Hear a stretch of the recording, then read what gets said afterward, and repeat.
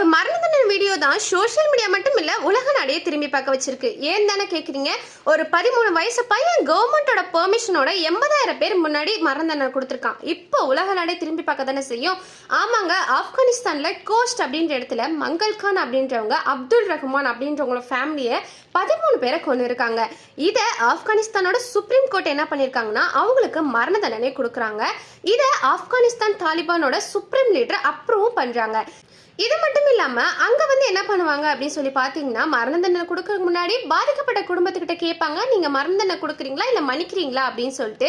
அதுக்கு பாதிக்கப்பட்ட குடும்பம், அதாவது அந்த 13 பேர் இறந்து போனாங்க இல்லையா, அவங்களோட ஃபேமிலி என்ன சொல்றாங்கன்னா, இல்ல நாங்க மன்னிக்கல, மரண தண்டனை கொடுக்குறோம் அப்படின்னு சொல்றாங்க. அதுக்கு ஆப்கானிஸ்தான் கவர்மெண்ட் என்ன பண்றாங்க அப்படின்னா, அந்த பாதிக்கப்பட்ட குடும்பத்துல இருக்க 13 வயசு பையனை கூப்பிட்டு 80,000 பேர் முன்னாடி துப்பாக்கியால 5 ரவுண்டு சுட்டு மரண தண்டனை நிறைவேற்றிருக்காங்க. இதுக்கு உலக நாடுகள் எல்லாமே பயங்கரமா எதிர்ப்பு தெரிவிச்சிட்டு இருக்காங்க.